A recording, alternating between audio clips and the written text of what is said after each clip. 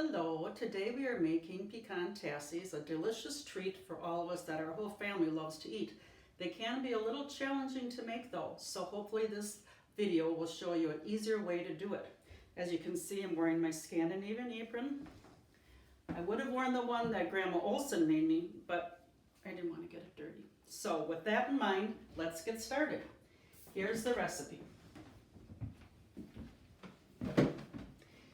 You start out by making shells. You mix them by hand like a pie crust in a bowl. Take your hands and do 1 stick of butter and 3 ounces of cream cheese. I like to mix these two together first because then they get combined better. Then I add 1 cup of flour. Then you take your pans and you make 24 balls and put them into little muffin tins, which I will show you later. After you finish that, you make the filling. You need to mix the filling with a spatula. I did try to do it with the mixer once, but they got so fluffy they spilled all over. So just with the spatula works the best, I found. 1 cup of brown sugar, 1 egg, 1 tablespoon of melted butter, and 1 teaspoon vanilla. After that is mixed, you're going to chop up some pecans. I like to use my chopper here, and I put them in. I usually can use whole ones, or already the chopped ones are a little too big for these, so I put it through my handy little nut cutter here. And you make about a cup of those.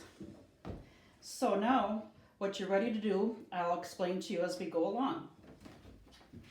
I've started making these, and as you can see, I already made 9 little tassies in here. And I will show you how I do them. You take a bunch out of the bowl, and you mold it in your hands, and you make a ball. And you keep rubbing it around and rubbing it around until it turns into a nice ball. You put it in the middle. I will make 3 to show you right here. It's a little tricky getting the right size. If you get too much, they're too thick. If they're too thin, the filling goes through and they burn. So with experience, you will learn how to do them. I have this dandy Pampered Chef little thing that I like to use once in a while. You don't need to, but it just presses it down halfway. Then I take my fingers. It's best if you don't have long fingernails because that makes it hard to shape. And then just on the edges, I press them up the sides. You want to try to do it evenly. If you don't have enough on the bottom, the filling will go through and burn. And you press it all the way up to the top. You don't need this, but you can just use your fingers too. There's the telephone. We'll get it later.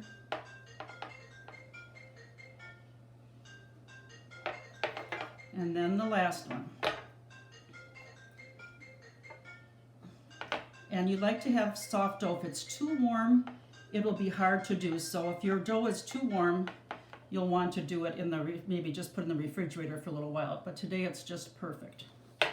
Okay, after you do that, you add the nuts. What I like to do is take a teaspoon and I fill it full like this. And then I just put about a third, oh, not even that much, in the bottom of each little one. No, I don't, just need a few in the bottom. If you get too many and there's not room for the filling, and you're tasting all nuts. And the filling is really the best part. Okay. After you do that, and you have your filling in here, you stir it up and make sure it's all mixed up good. And then I usually just use a regular tablespoon. And this is a little messy.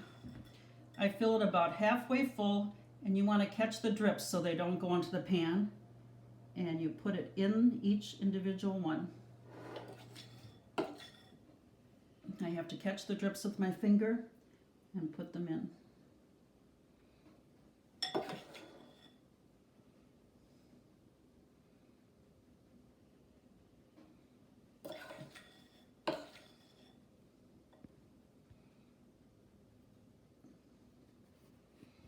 This is a little bit labor intensive, but it works out.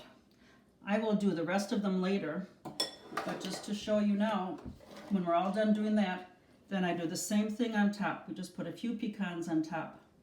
Some recipes say you can mix the nuts in with the filling. I found that this turns out better.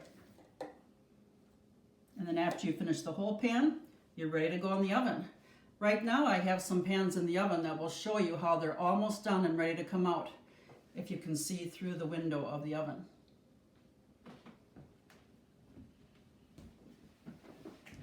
They're starting to rise. If they get too full, they'll fill over. So, like I said, it's a little tricky to make sure that you fill each cup about 3/4 full. Okay, we'll be back to you when they're ready to come out of the oven. Okay. As you can see, I just took the cookies out of the oven about 2 minutes ago, and they're a nice golden brown. If they're too light, they taste doughy. Obviously, if they get too dark, they're dry. So that's another thing to watch for. I let them set for about 2 minutes because they need to settle a little bit. If you take them out of the pan, then they will just fall apart. So let's see what happens now. I take the pan, and what I like to do is take it and I just turn it over and dump it out. Voila, they turned out perfect. But then you have to quickly turn them over so that the tops don't come out. And guess what? These are very hot, so you want to go quick. You got to have nice fingers that can handle the heat because they do get a little hot. I made a double batch today, so because when you're going to all this trouble, I figure you might as well make a double batch, so I usually do it. That one turned out too. Sometimes not so lucky. Sometimes they stick, and then you have to take a knife and get them out. Today, we are very lucky, and they look delicious. Look how nice and golden brown they are on the bottom. The other thing I wanted to tell you is each time I make these, it seems like it's different. Sometimes when I make the dough, I'll have like enough dough left over to make maybe 4 more. Sometimes I'm really stretching it and I barely get the 2 dozen out of it. Same thing with the filling. Sometimes I don't have quite enough and I've got to stretch it, and other times I'll have enough left. So there's no exact chemistry here. You just have to do whatever works and know that each time it's a little different. Thank you. We're going to wait here now till they cool off and I'll show you the finished product. Thank you. Now that your tassies are all finished and they've cooled down, it's time to enjoy them. You can put them on a plate, share them with your friends, or whatever you'd like to do. They're delicious right out of the oven, but I want to let you know that you can also freeze them up to a couple months, and they just freeze perfectly. So enjoy all your hard work.